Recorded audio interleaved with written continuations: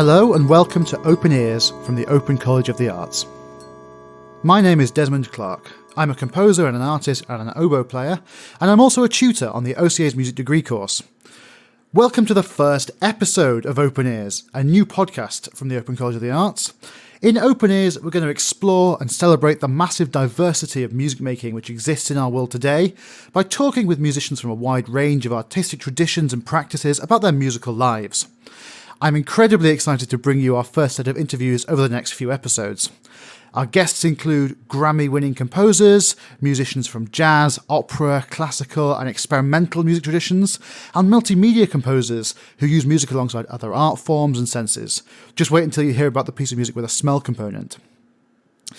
Before I introduce today's guest, I wanted to give a little bit more background about the OCA for those listeners who don't know who we are. The OCA offers open access, distance learning, degree-level education.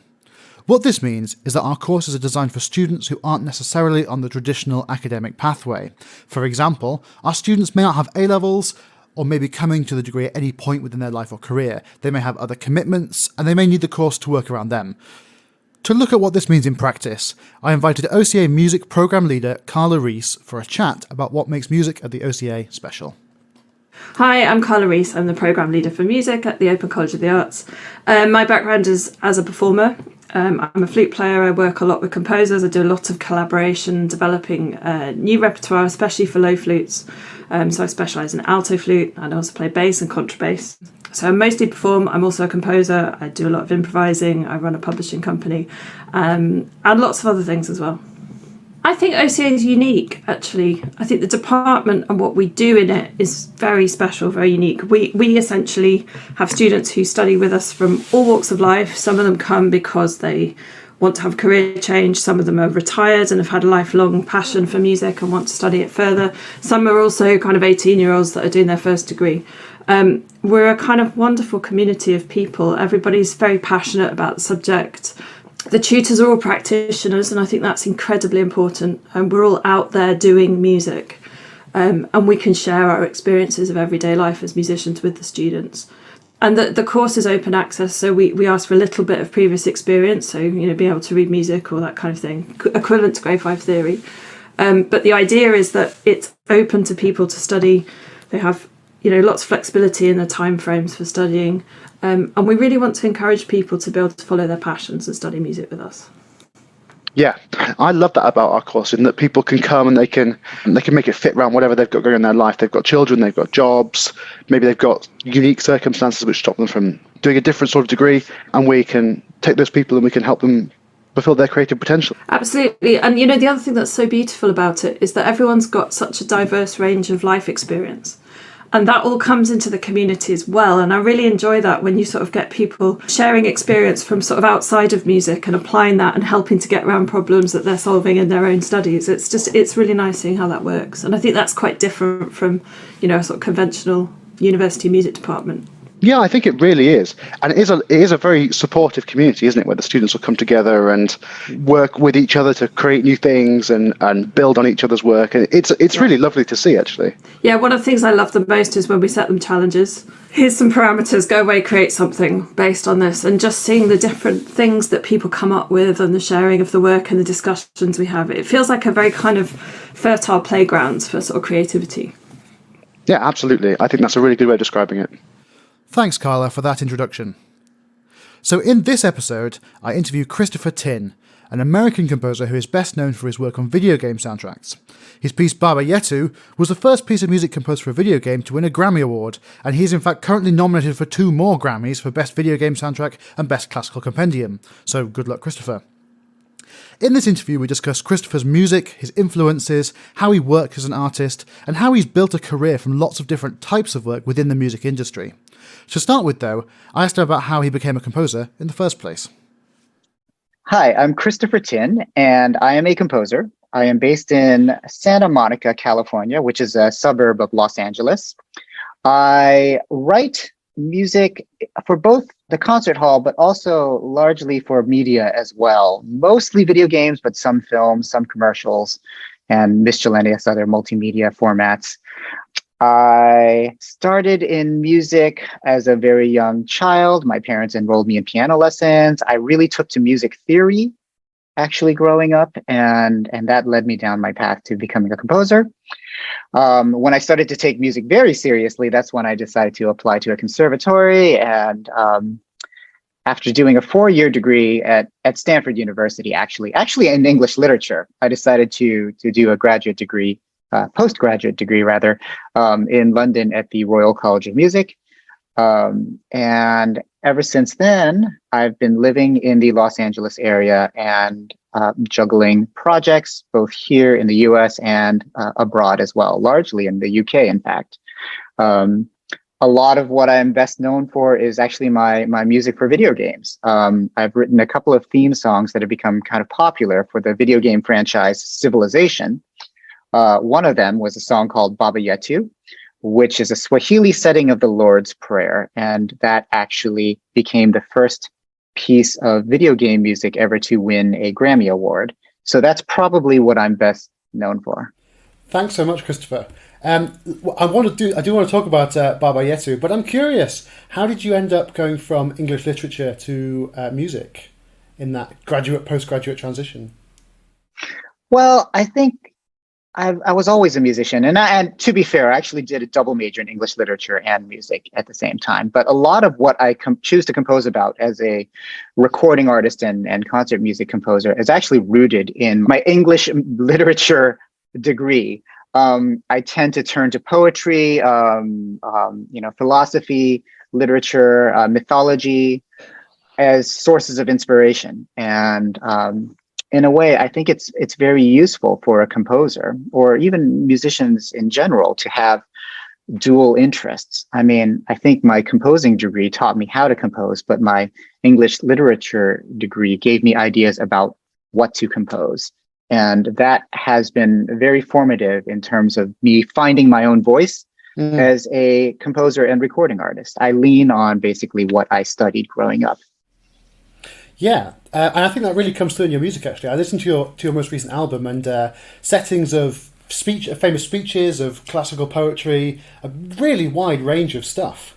How did you go from being a kind of presumably keen student of music to actually a practicing professional musician and making a living from making music and composing music? How did that transition kind of work for you? Well, I mean, I think in my mind, I was a casual student of music all the way until I was in my 3rd year in university. And at that point, you have to declare a major. We do it differently in the United States. You don't have to declare what you're studying until often your 3rd year. And once I declared, that was it. I was committed to making that work, however, by any means necessary, really. And what really sealed the deal was when I got accepted to my postgraduate course and I decided to move to London. And I thought, well, okay, this is it. There's no turning back now. There's no safety net here. We are going to make it as a musician. I think right out of the gate, I started building up a network of contacts, of musicians, of executives at record labels, music libraries, professors whom I'm impressed, who might send me towards various opportunities, student filmmakers, other student musicians. What you immediately want to do is start making yourself known in a way.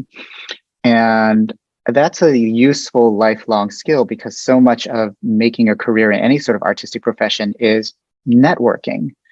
And it's one of these things where if you're not naturally comfortable doing it, like I was never actually naturally comfortable at networking, you just have to practice like any other skill and get used to it. And I'm not saying that you should go to every cocktail mixer and meet with, every film director or editor or producer at a film festival or anything like that. There are other ways to network that might suit you better. Like if you're better at writing emails than most, then maybe networking via email is great, or social media. But I think building a network is what really gives you access to professional music opportunities. And that is really what I was looking for before, really jumping into the field, right? Starting to know that people wanted to work with me and that I could pull in clients and collaborators. And it's never too soon to start doing that. I mean, when you're in university, one of the best things to do is to make friendships and maintain those friendships, because you never know where those friendships will lead. And they need not necessarily be people who you thought were going to go into a career in the arts. Sometimes, people like your roommate who's a computer science major might suddenly become a celebrated video game designer and bring you on board their first video game. I mean, you just never know when things like that might happen. Absolutely, yeah. That idea of moving to a new country and enrolling in a new course, and it's kind of like a sink or swim moment, is it? Do you think the kind of risk inherent in that kind of pushed you to really make sure that it was going to work? I think so, because I had a lot of friends at Stanford University who were also studying music, but were also studying something like medicine or computer science, or engineering. And a lot of them at the time were saying, okay, well, I'm going to go for music, but really, being an engineer is my backup plan.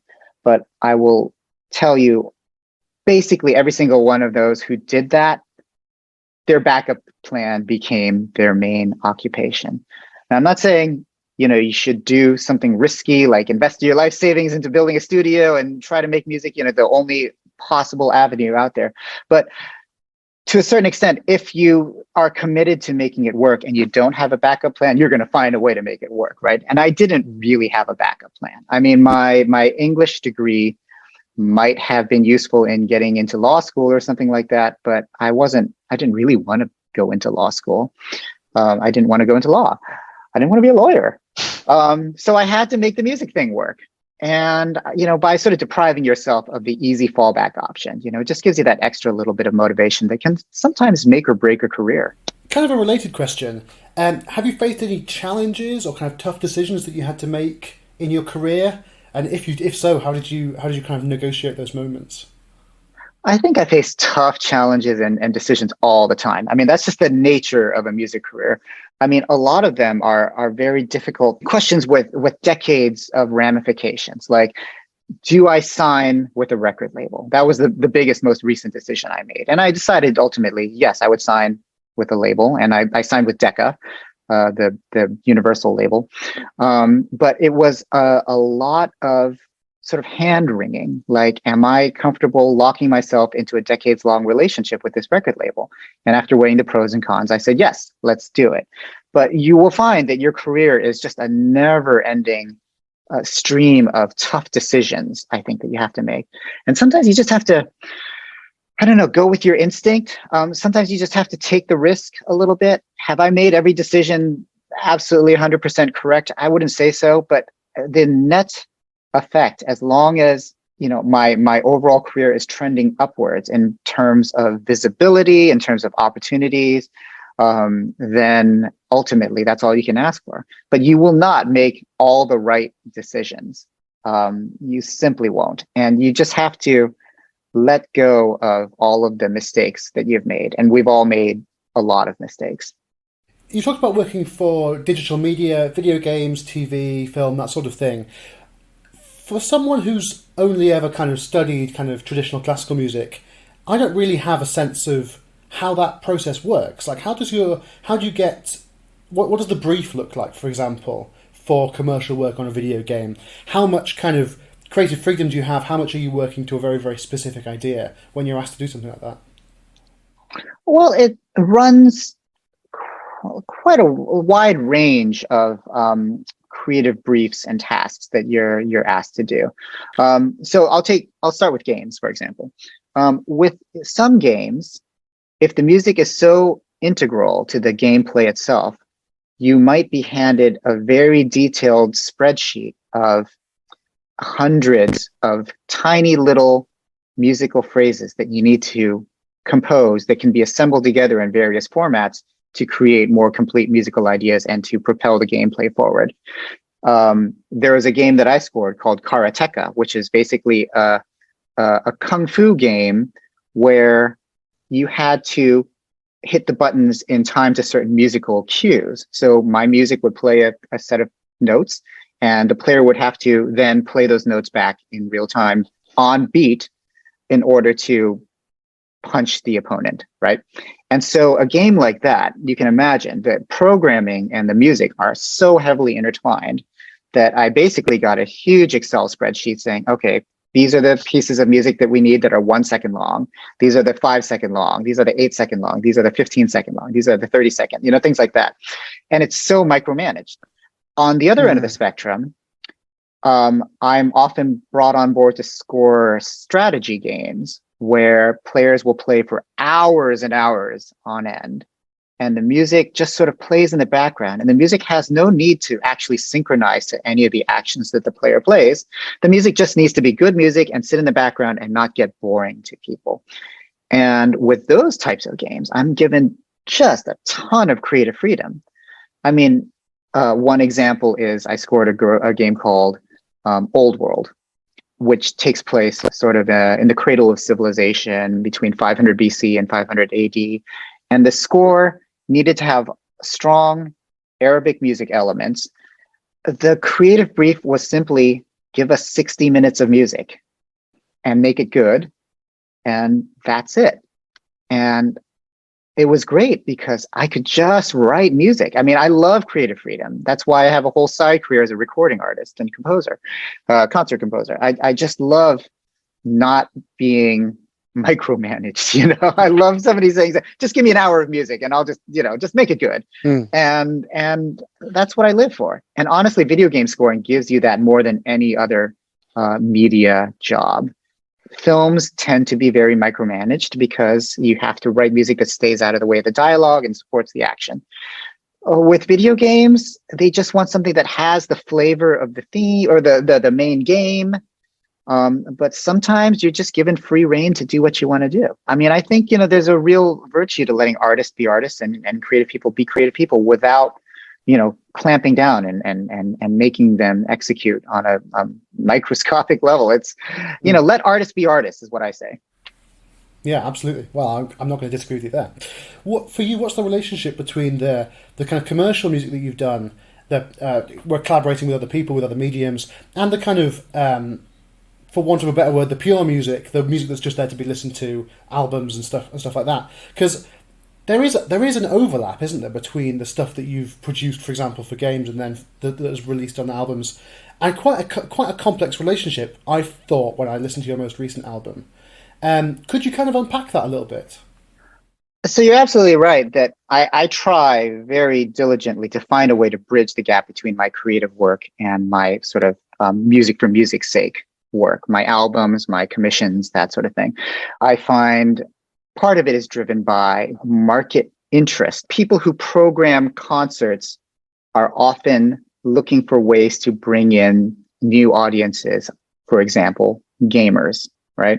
So if I have a large piece of concert music, like my most recent album release, To Shiver the Sky, where one of the movements is actually sort of a reinvention of one of my more popular game themes, that is a bit of a programming hook that entices people to perhaps program the work in their season. And that has worked well for me in the past.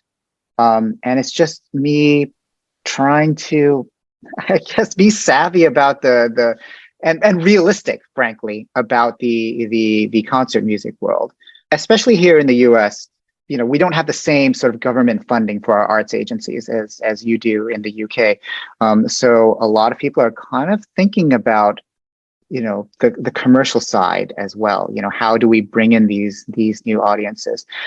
And there was a conscious decision on my part to sort of position myself as a bit of a bridge between the classical music world, specifically the choral music world, and the video game world. And that's why I often try to write video game music that is choral in nature or can be performed after the video game comes out by choirs. At the same time, too, I can't deny that a lot of my best ideas come when somebody's giving me like a video game or something to score and they sort of say, okay, we want something that's kind of big and exciting and makes your, the skin on your arms rise and sends a tingle up your back. Like they ask for things that make for good, exciting, listenable music. And so when I deliver that, and I spend a lot of time making sure that it's as good as it can possibly be, then it sort of, it's like writing the first movement of a major work where suddenly I can start thinking, okay, well, I've done this now. Maybe we can expand it to be something more than that. And so I can't deny that there is a bit of a, it's helpful, I guess, to have an exterior media project to say, hey, start like this, write this piece of music, create this emotion. That sometimes gets you over that challenge of facing the blank page, Yeah. Some famous or successful commercial composers, I'm thinking of John Williams, have an art music line which is very, very different to their commercial music, and it's almost kind of like consciously distinguishing between the two, as if to say, oh, I'm a serious artist as well. But actually, that idea of coming from a starting point of music that is appealing and that is designed to be attractive and engaging and exciting, how can that be a bad thing? Yeah, exactly. Right. I mean, okay, so that John Williams, that's a great example. I mean, I've heard various concerti that he's written, and I agree they're very different from his film scores. I mean, that said, he's one of the most versatile composers ever. I swear to God, that guy can write anything, right? And so you have to hand it to him. Like it's not, I mean, there is, I think, an acknowledgement that yes, I'm writing concert music, and so it should nod towards this modernist tradition, maybe, or this, it should be a different sort of beast. His concert music rarely does as well as his film scores do, right? And I do not have the luxury of being John Williams on any level. Who does? Who does, right? Oh my God, that man is just unbelievable. For me, like you said, if you've written something that works really well and gets people excited and is just, an exciting piece of music and great and people love it, why not continue to do that? Especially in this day and age where concert music takes so many different forms. I don't think, certainly not in the US anymore. We're certainly not in this realm of like, oh, okay, well, Pierre Boulez needs to give you his stamp of approval before, you're played by, whoever, right? But there is a multiplicity of styles, a multiplicity of isms now, Who's to say that tonal music won't make a comeback in the concert hall? I would say that it probably has made a comeback in the concert hall, to be honest. Yeah, right. I mean, and we also, like I said, here in the US, we don't necessarily have the luxury of being able to write music that people just generally don't want to listen to in large numbers. Like extremely modernist music appeals to a very niche crowd.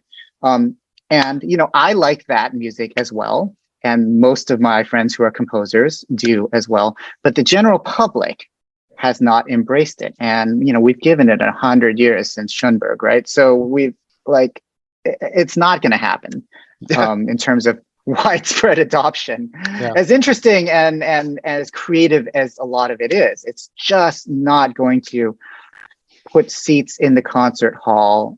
And especially here in the US, it's often a deterrent to people wanting to attend that particular concert, right? So new music has a bit of a bad rap to it amongst the general public. You can agree or disagree with that, but unfortunately, it is a thing, right? Yeah, absolutely. So yeah, what do you do? Yeah. I remember there was an interview with Max Richter where he said, oh, I wrote all these, modernist orchestral pieces, which I thought were great, but, they get one performance and then that's it. Whereas, his music now, obviously, is very, very popular. It's, he's a very interesting case too. I mean, I think he studied with Berio, for example. I mean, yeah, I think a lot of these composers, I mean, even people like Ludovico Einaudi, I think, actually had kind of a very formal classical background. He studied with Berio, I think, as well, Einaudi. That's Berio, yeah. Well, okay, that makes sense. He's Italian. But I think it's really great because, I was listening to Berio this morning, in fact. His what piece? Ending to Turandot. He wrote a new ending to Turandot a few years ago. And Barry is very interesting because he combines the modernism, but with all the sort of refractory sort of look back on all the tonality and all the music from the past. It's all sort of pulled together in this big jumble, and it works very interestingly. Of course, I've heard other pieces of his that aren't like that, but I think with Barrio you still get a bit of a gesturally conceived form of music. It's not about fragmentation of just musical ideas, but everything is still very fluid. The point is, a lot of these composers who have had that training as well have come to similar sort of conclusions that, this style that I'm choosing to write in isn't actually opening doors for me. I'm just sort of like putting myself in with a lot of other people who are sort of beholden to a certain style that they think they need to compose in. And consequently, we're all fighting for the same commissions. And once that commissioned performance gets played, the piece vanishes and nobody ever wants to buy the recording. And now this composer has maybe 1,000 monthly listeners on Spotify. And, it's just not like, it's not the most self-sustaining sort of thing.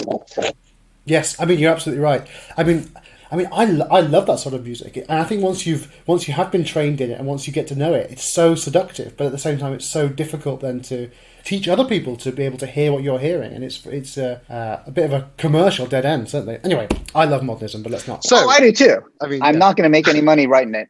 I'll put it that way. Yeah. Well, that's why they all went into. That's why they all became lecturers, and that's why everyone gets taught modernism. Right. Yeah. There's a whole conversation. Yeah. You can have me back on the podcast episode. We can go on for hours. Sounds good. I would love to talk a little bit more about your early career. So you had a job transcribing orchestral scores by ear. Is that right? That must have been good practice. Oh, heck yeah. It was actually a British record label called Silver Screen Records. I'm going to have to give a shout out to James Fitzpatrick, who ran the label and gave me my first job opportunities while I was still a student. Silver Screen Records specializes in making new recordings of old film scores that have perhaps never been released or just kind of got locked in a vault somewhere. And sometimes they didn't happen to have access to the score and parts of those old film scores. And so what they would do is they'd hire someone like me to come in, listen to old recordings, and basically transcribe note for note everything that you hear. And, depending on the composer, that could be a very easy task, or it would be a very hard task, right? I mean, I transcribed a lot of John Barry. Love the guy. Very easy to transcribe, Violins and octaves, every, 4 bars repeats, and then, you move on to another 4-bar idea and it repeats. And it's just, very simple. Beautiful. And then sometimes I have to transcribe like Korngold or John Williams or someone like that. And it's just bonkers. And sometimes I was even given, there was never a commercial release of the score. So I was just given like an audio rip from a DVD with dialogue and motorcycles driving over it. And I just have no clue what's going on, but I just have to guess, what's going on there. And that's actually fantastic training.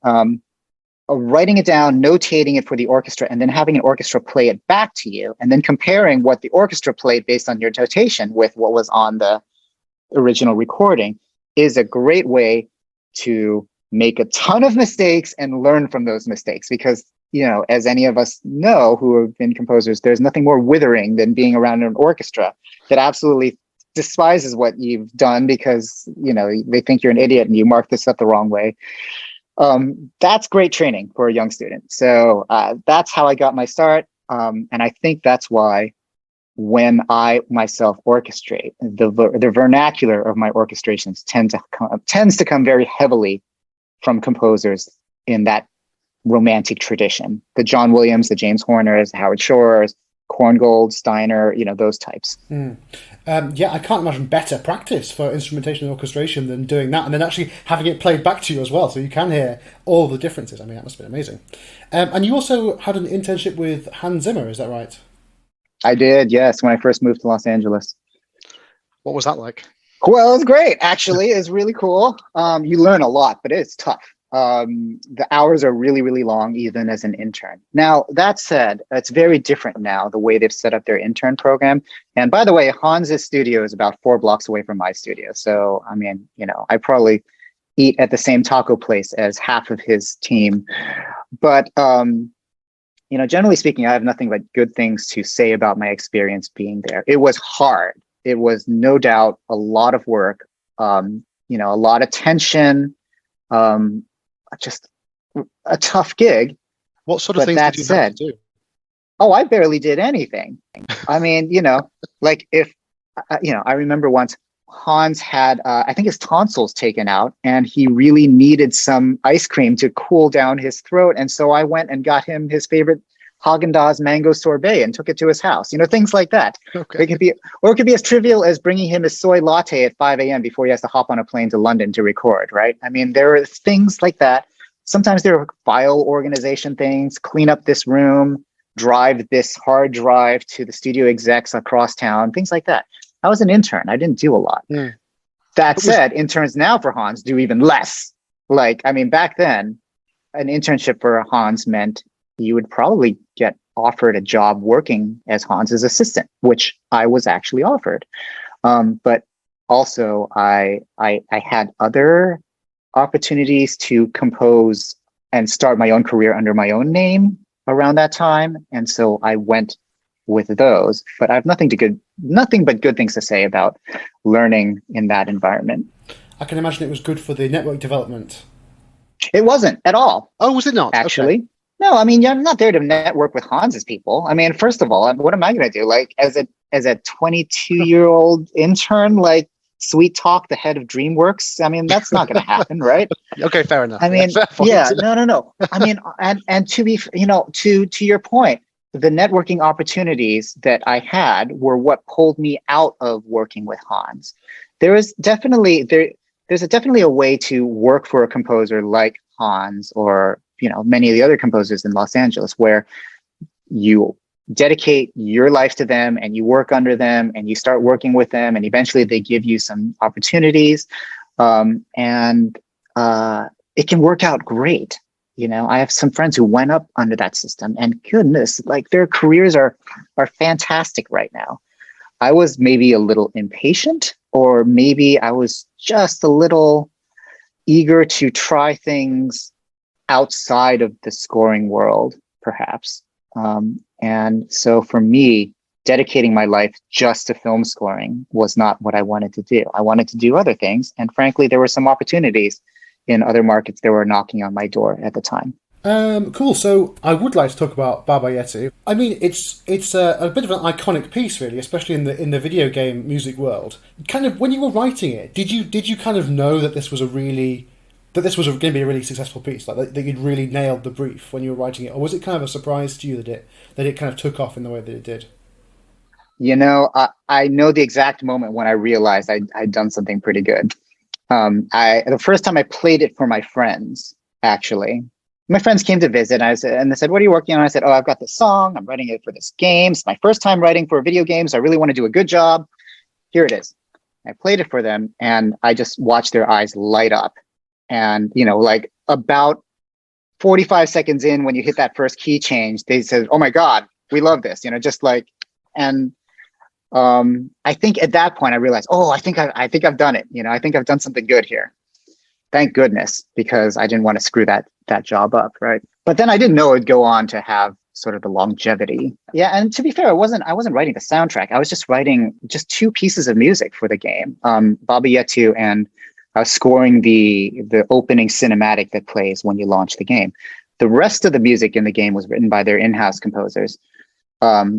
I got brought in just as a favor by my former roommate, who was the designer of Civilization 4. Going back to this point where you never know who is going to open that first door for you. In my case, it was my roommate, who is a computer science and history major. We shared a room at Oxford when we were overseas students. And he went on to be this great video game designer. And he brought me on board, which was awesome. Yeah. That was my lucky break. Yeah, you never know how it's going to come to you. And you had, in fact, you've been playing the previous Civilization games yourself. So that probably helped you get some sort of understanding of what the perfect, or at least what an appropriate atmosphere would be. Well, yeah, and I think, I mean, also due to the fact that I played the original Civilization and was a fan of that game and logged so many hours playing that game. Yes, I knew the game intimately, but also when I ran into my old roommate at our 5-year college reunion, and he told me he was a game designer on the Civilization series, because I was already a huge fan of Civilization, that probably helped make him think, maybe we can get Chris involved in Civilization. He already knows the game. He loves the game. So it was a very natural fit. And, as you've probably heard from my music now, I mean, a lot of my music just naturally gravitates towards themes that are, sort of comfortable in this idea of civilization and history. And it was a good fit conceptually as well. I mean, the critical response to that piece is often cited in the reading that I've been doing as a kind of pivotal moment in video game composition, in that it kind of brought it into the critical mainstream. I mean, when you eventually released it on the album, it won a Grammy, and then they renamed the Grammy to make it more accessible to video game composition. Is that right? How does it feel to kind of like have been pivotal in that kind of critical appreciation of a new genre of music? Well, okay. So I am just Baba Yetu is just one sort of point along a long continuum of pieces that made video game music and video game culture more mainstream. And actually, let's give a credit to just the game industry in general. I mean, it became mainstream in the last 10, 15 years or so, despite what the internet says. I can't claim a ton of credit for this. I mean, it's just one of these unique moments in a series of moments where suddenly, different audiences tuned into video games and said, hey, there's, really legitimate stuff going on here. In my case, it's because Baba Yetu was so popular as a choral piece that it just started getting performed a lot by amateur choruses out there, completely unrelated to its origin as a piece of video game music. And that's what popularized the piece outside of the video game market. Most other video game themes, as great as they are, and there are many, many that I think are just fantastic pieces of music, they're indelibly connected to the video game themselves. Like, you cannot hear the Legend of Zelda theme without thinking, this is the Legend of Zelda theme, right? It has no life where people don't know it as, a piece of video game music. I think Baba Yetu was one of the rare early examples where it just became a piece of music that people performed and embraced, not even knowing that it was from a video game. So in a way, it's the reverse of your albums, in that they make reference to your video game pieces to kind of draw potentially some interest there. This was like the opposite way around. This was a piece that was successful as a piece of music, and that kind of drew attention to the fact that it's from a video game. So it's like this kind of cross disciplinary approach. It seems to benefit both sides. And that's what I've been trying to build my entire career on ever since then. This idea that, yes, these two worlds can sort of benefit from being connected to one another. And I'm not the only one doing this. I mean, I have a lot of friends who are also doing concert music, who also find ways to get their video game scores into concert music programs, who are maybe conductors of video game scores, but also conductors of traditional concert music.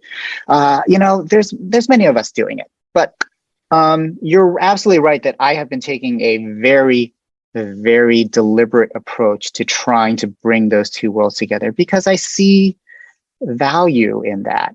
And I think that the traditional classical music market could benefit from breaking down a few barriers a little bit.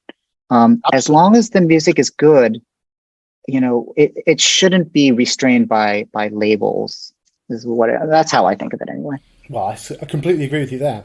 Is there a particular piece of advice that you received as a developing musician that you would pass on, or do you have any advice that you would give to young or developing musicians today who perhaps want to pursue a kind of career in the commercial and related spaces that you've done?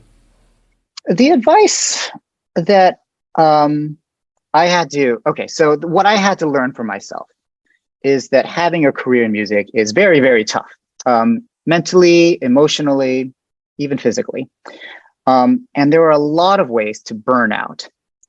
And burnout often happens when, in my case, for example, I'm being asked to write a lot of music that I really just do not want to write, or I'm being given a lot of creative notes on something, and I just start to detach myself from the artistic process, because it's like, okay, well, if they want a piano here, then I'll put a piano here. I don't want a piano here, but somebody else told me to make this creative decision, so I'm just going to make it.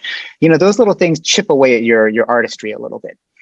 And the only way that I was able to sort of salvage my sanity and my artistry was to have a side career where I was writing music, either for concerts or as album releases, that was 100% my own music that I got to make all the decisions on. I decided very deliberately I wanted an artist career because I want a part of my output to be something that is untouchable by anyone else.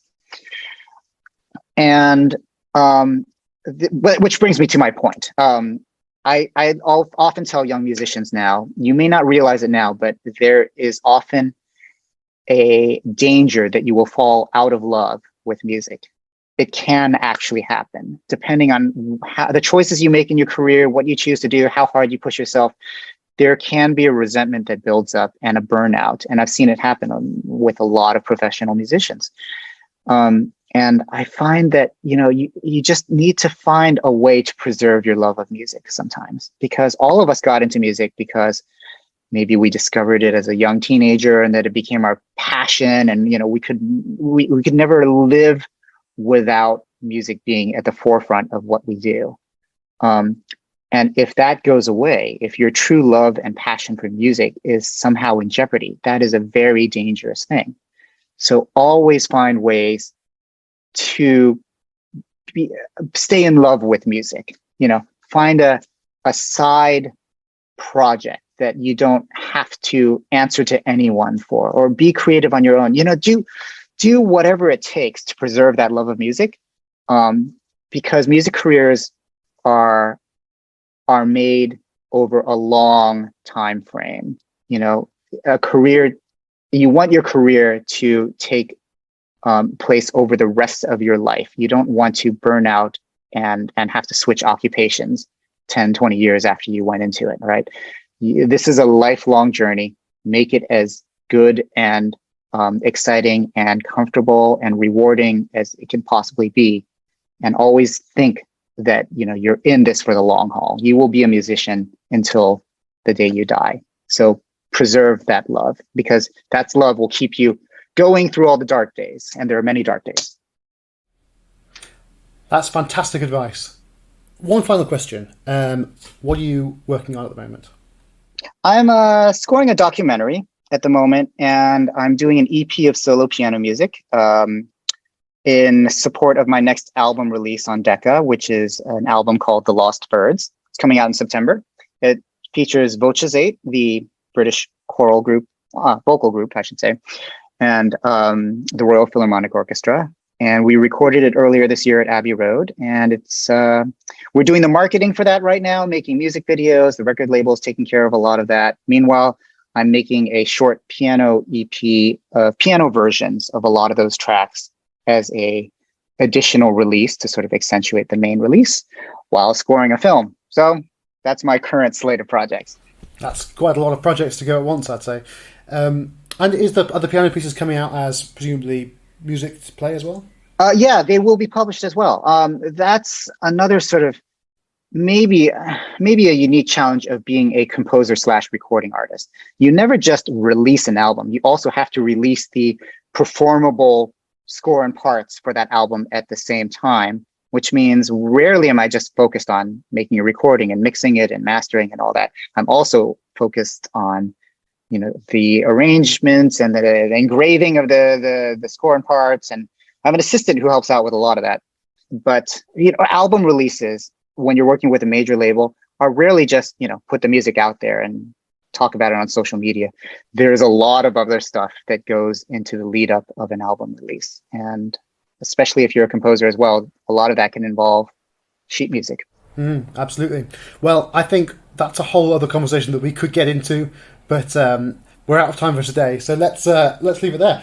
Thanks so much to Christopher for coming and speaking to me. I found that conversation absolutely fascinating, and I hope you enjoyed it as well. If you enjoyed this episode of Open Ears, I would really appreciate it if you could leave a rating or a review. This helps us reach more listeners and produce a better show. The next episode will be out soon. Please do subscribe to us on the podcast platform of your choice if you would like to be notified when it's available. That's it for this first episode, except to say thanks very much to OCA student Christopher Barchard, who provided the fantastic music we're hearing right now. Until next time.